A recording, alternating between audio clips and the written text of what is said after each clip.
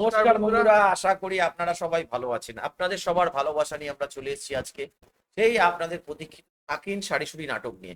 আমরা কিন্তু শাকিন শাড়িশুড়ি নাটকের 18 থেকে 21, আর আপনারা যদি আমাদের চ্যানেলের নতুন সাবস্ক্রাইবার হয়ে থাকেন তাহলে আপনাদেরকে অসংখ্য অসংখ্য ধন্যবাদ। আর যারা এখনো পর্যন্ত চ্যানেলটাকে সাবস্ক্রাইব করেননি তাদের কাছে একটা অনুরোধ থাকবে, আপনারা কিন্তু আমাদের চ্যানেলটাকে সাবস্ক্রাইব করে নিন। আমরা কিন্তু আমাদের চ্যানেলে এই ধরনের ভিডিও কিন্তু আনতে থাকবো। চলুন বন্ধুরা, বেশি সময় না নষ্ট করে সেই শাকিন শাকিশুড়ির অসাধারণ নাটকটা দেখে নেব। কারণ আজকে ওই ইয়ের কাছে যেতে হবে। এ না,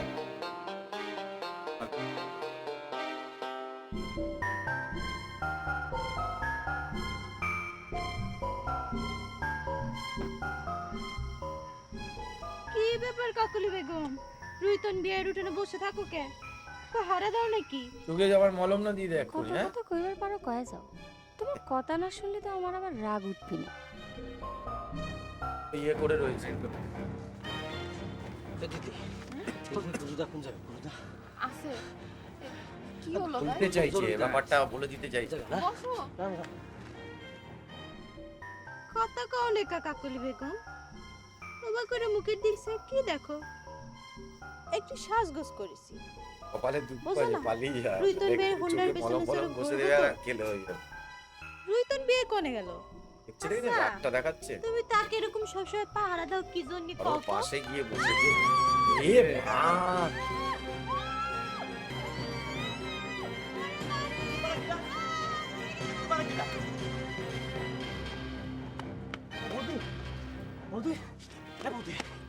কি হইছে রুজু ভাই? অবাক করতেছো কে? জলদি রুইতনের বাড়ি যা।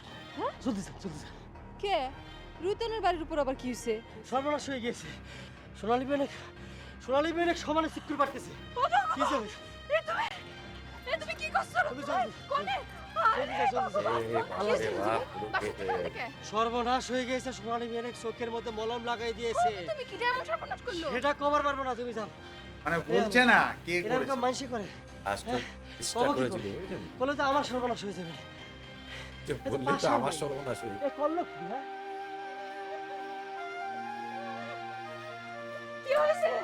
কি হইছে? মলম লাগাইছে, মলম লাগাইছে। কি সর্বনাশ করেছে? কি রাস্তাকে মলম দিয়েছে? রুইতন! ওরে! ও বড় ভাই নাকি কি হইছে? কাকুলি!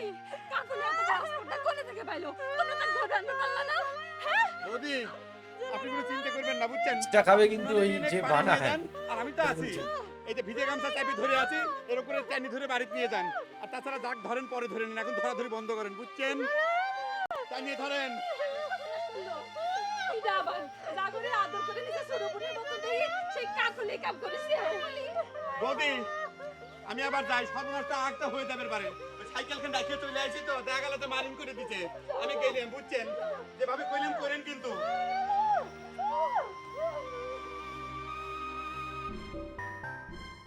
কি ডাক্তার? এ। তোমাকে একটু মলমের চিকিৎসা করে দেবো নাকি? এই এই এই রে, এই সর্বনেশে কথা করছো কিসের জন্য? তোমার কাছে দুই হাত জোর করে আমি মাপ চাচ্ছি, যত অন্যায় করেছে আমাকে মাফ করে দাও, কিন্তু আমার চোখে মলম দিও না। আর আমি জীবনেও কোনোদিন তোমার কাছে কোনোদিন ভিজিট কিচ্ছু চাবো না। এত ভয় পাও কে ডাক্তার? তোমার পীড়িতের মানুষের সোনার হাত দিয়ে তো মলমটা তৈরি হয়েছে। দেখেছেন তো ওকে তোমার গেস্ট চোখে লাগলে তো একটু ভালোই ঠেকার কথা, তাই না? দুঃখের কথা কি কবরে ভাই, এত সুন্দর দেখতে একটা মায়ে, সে তো মারাত্মক খারাপ একটা মরম মারায়। সে কথা চিন্তা করলি পরে বুঝছো, তার মুখ দেখতে ইচ্ছে করে না। কথাটা সত্যি গলে তো? সত্যি, তুমি মলমটা সরাও, আল্লাহর খুদার কসম করে করছি কথাটা সত্যি। সাইকেলটা নিয়ে গেলাম হ্যাঁ। সাইকেল আমি তোমাকে দিবের পারি, তবে তোমার চোখে মলম না দিয়ে আমি তোমাকে একটা শর্তে ছাড়বে পারি। একটা না, তুমি 10টা সত্য দাও, একটার সত্য দাও, আমি সব সত্য মানতে রাজি আছি। সাইকেলটা দিয়ে দাও। তুমি এখন এই সাইকেলটা নিয়ে সোজা এই গাঁও থেকে চলে যাও। আরে ও, গুরুদাসের মানে শালীর চাইছে চোখের যাতে চিকিৎসা ট্রিটমেন্টও না করার হোক। করবেন না আপনি। এত রাগ ভর্তি, কি আর ট্রিটমেন্টটাও রাজি? চাইছে না। রাজি না হয় কোনো উপায় আছে?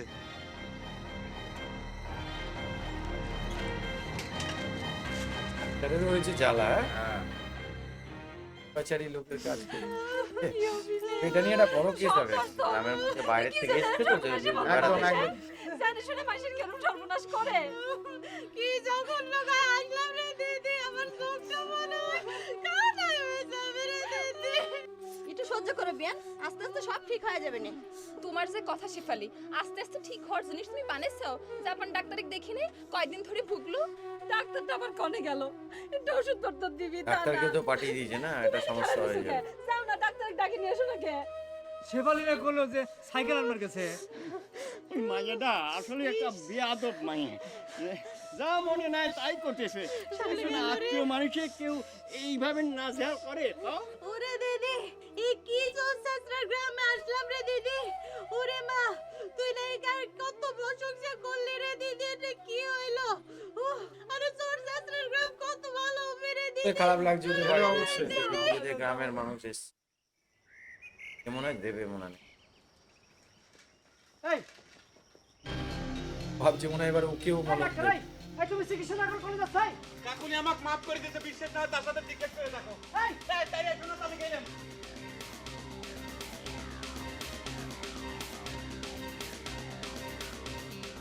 সে এসেও ভালো হওয়ার চেষ্টা করছে। কি রে শেফালি, তো ডাক্তার কনে গেল, মরলো নাকি? কি জানে বদি, সে আবার কোন ভেজালের মধ্যে পড়লো কিটা জানি। আসবি না রে দিদি, ওই ডাক্তারও আসবি না। ও এগের সব এক সরষের সাথে থাকতে থাকতে ডাক্তারও ওদের মতো হয়ে গেছে। বাবা আমারে কত করে নিষেধ করলো রে দিদি, আমি না শুনে এখানে আইছি। ওরে দিদি, আমার কি সর্বনাশ হলো রে। কে শেফালি, তুই তো মলম বানাইস, তুই জানিস না কেবা করে চিকিৎসা করে? কে রে রঞ্জু, জাপান ডাক্তার কোনে? সে আসলো না, চলে গেল তো। আমি এত করে কলাম এরকম একটা ঘটনা ঘটেছে, দেখে যাও। কয় না পয়সা ছাড়া অনেক দেখেছি, আর দেখবার পারবো না, যা হওয়ার হোক গিয়ে। চলে গেল। হ্যাঁ, জাপান ডাক্তার এই কথা কলো? এরকম করে চলে গেল। আসেনিক আবার আমার কাছে শেফালিক নিয়ে কোনো কথা কবার আসেনিক। আমি যদি তার মুখে ঝাঁটার বাড়ি না দিছি, এটাও বানিয়ে দিল। বাসুতেই না। আমার বোনটার এই অবস্থা ভালো এসে চলে গেল না। ও আবার এখানে ভালো হওয়ার চেষ্টা, ও বুঝে গেছে তো একদম এক। কে রে কাকুলি, এসব কি শুনতেছি রে? তুই তো খুব সাংঘাতিক মিয়া। মিয়া হয়ে কেউ এরকম করে আরেক মিয়ার তো কানা করে দেয়? আমি যে সাংঘাতিক মেয়ে এটা তুমি এতদিনে বুঝলে? খুব গর্ব করতেছি মনে কর, মানুষ মনে হয় খুব ভালো করছে। গুরুদাসের শালি তো হাজার হোক আমাকে গায়ের মেহমান, তার তো এরকম করে হেল্প বললাম না করে। ওদের মেহমান গ্রামে যদি ছিল তো মেহমানের yoga। মতো না থাকে তবে তাকে একটু সাহায্য করাই লাগে। খুব রূপের গৌরব করে, তাই একটু শিক্ষা দিয়ে দিস। খুব শিক্ষা দিয়ে বেড়াচ্ছ, তুই নিজেকে শিক্ষার কি হবি? জোয়ান চাউলের সাথে হুন্ডার পিছনে চলে যে পজিশন দিয়ে বেড়াস, সেটা কি শিক্ষা রে? তাতে আজাইরা কত করে মেজাজটা খারাপ করে দিয়ে না তো, এমনিতেই মেলা ঝামেলা বেঁধে গেছে। কে মিজাজ খারাপ হলে কি করবো? আমার চোখে কি মলম টলে দিব নাকি? তো দে, নিষেধ করছি কি? বলে আমার চোখে তো বাদ দাও তো এসব কথা চাচ্ছি, যার সাথে বাদিছে তার সাথে আমাকে বুঝবে দাও। গোলাম ভাই কনে? কে? তার কাছে তোর কিসের দরকার? সে কথা তুমি জিজ্ঞেস করো কে? মা হয়ে সাওয়াল পাওয়ালের এরকম ডাকাত মেয়ে কেউ বিয়ে করবি না, বুঝছিস? এরকম ডাকাত মেয়ে কেউ মেয়ের বিয়ে জন্যে ডাকাত সাওয়াল আছে চাচি, তুমি কোনো চিন্তা করো না।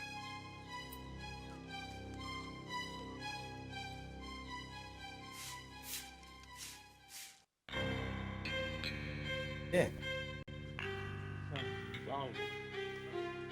এর কাছে গেছে। এই বাবা, কি বলে ওটাকে, মোড়লের কাছে গেছে।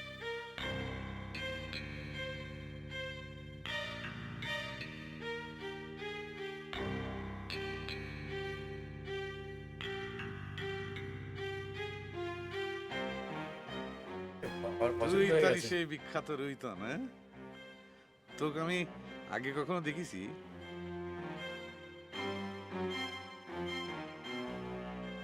নাও দেখতে পারেন মন্ডল সাহেব, আর দেখলিও ছোটবেলায় চেহারা মনে নেই। তোর কথা শোনার পর থেকে তোকে দেখার আমার খুব ইচ্ছা হচ্ছিল রে, তাই বারবার খবর দিচ্ছিলাম। কিন্তু তুই নাকি আমার সাথে দেখাই করবার চাসনি। না না মন্ডল সাহেব, কথা সিধা না, সে তো আপনার সাথে দেখা করবার আসবেরই চায়, সেই জন্যই তো দেন না এসে গেছে, তাই না রে? শোন, কিস খাবে বলে নিজে শেষকালে তুই যে আমার সাথে দেখা করতে আসিস আমি খুব খুশি হয়েছি। তা তুই ফোন রাখান লিয়ালি না কেন? আচ্ছা ঠিক আছে ঠিক আছে, ফোনটার কথা পরেই শোনা যাবে নি। এমান নান দুইটা ডাব পাড়ার ব্যবস্থা কর। আরে তো বাবা, নাইছে, দেখলেন? একটু আদর আপ্যায়ন করা লাগবি না? সব কথা আমার কই দিতে হয় কেন? কি হলো, খারে আসিস কি জন্যে? হ্যাঁ, কানে কথা এটাই ঢুকছে জন্য না? একটু না? রাগ হচ্ছে, ও তোকে অপমান করেছে। শোনে, বাড়ির মধ্যে গিয়ে কবি দুপুরে ভালো মন্দ তরকারি রাঁধতে, বুঝছিস? যা। বাবা, কি আপ্যায়ন দেখলেন? রিতন, দুপুরে আমার বাড়িতে কিন্তু তোমার দাও। যা বলছি।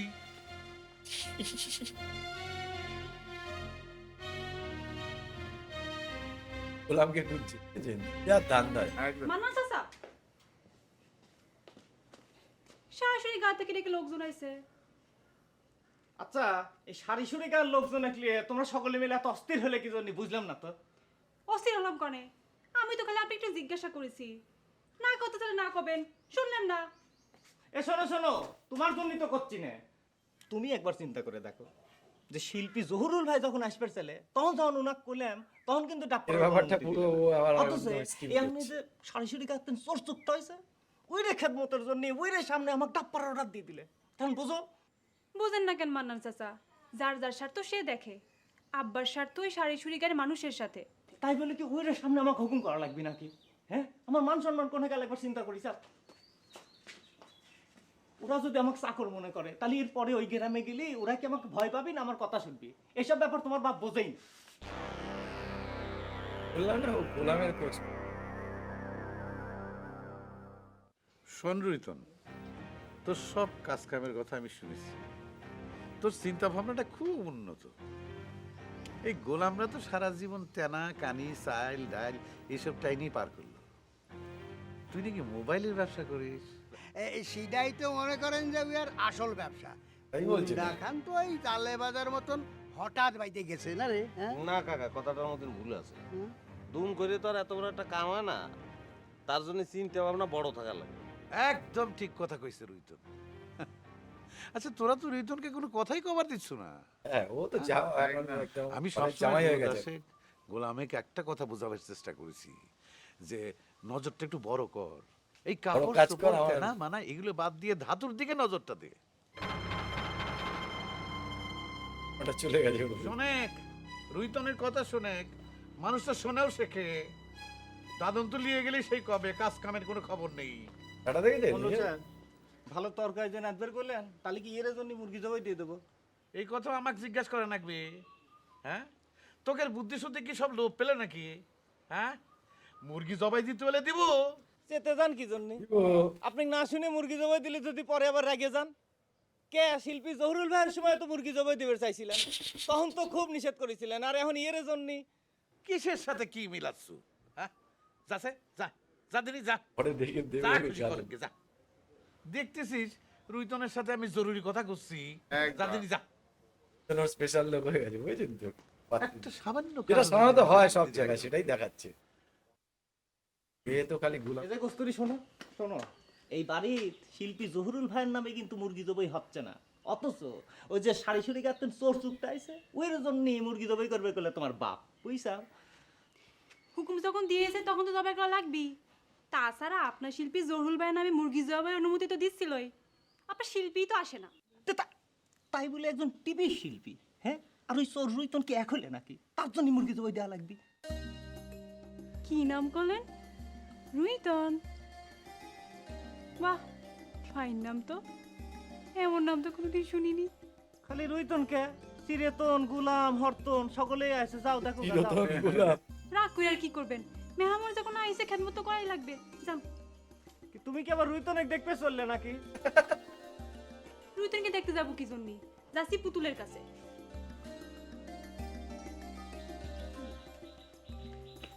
মুরগি ধরে নিয়ে যান। হ্যাঁ, এটাই করি। তোমার বাড়িতে এসে তার মান ইজ্জত কিছু থাকলে না আমার।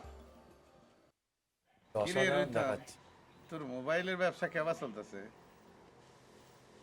জি, আপনাকে তো ভাই ভালো। ভালো, ভালোই তো চলার কথা, এখন তো মোবাইলেরই যুগ। তবে আমারই এলাকায় ওই যে কি জানি কয়, ওই যে এরিয়াল, ওইসব নাকি পাওয়াই যায় না। ওইসব ঘোড়ার ডিম যত না পাওয়া যায় ততই ভালো।